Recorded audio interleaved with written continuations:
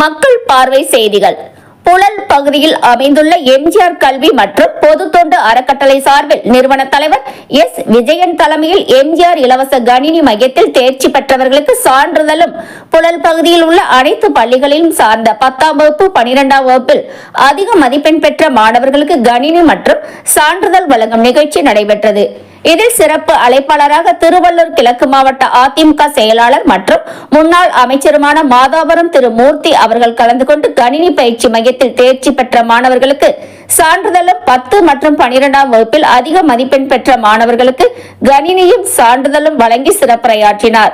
பகுதி செயலாளர் டி. வேலாயுதம், எம்ஜிஆர் இளைஞரணி மாநில துணை செயலாளர் ஜி. கே. இன்பராஜ், மாவட்ட இலக்கியணி செயலாளர் ஜி. கே. எழில் மற்றும் அறக்கட்டளை நிர்வாகிகள் சித்திரைவேல், மகாலிங்கம், சுகுமார் மற்றும் அறக்கட்டளை நிர்வாக உறுப்பினர்கள் கலந்து கொண்டனர்.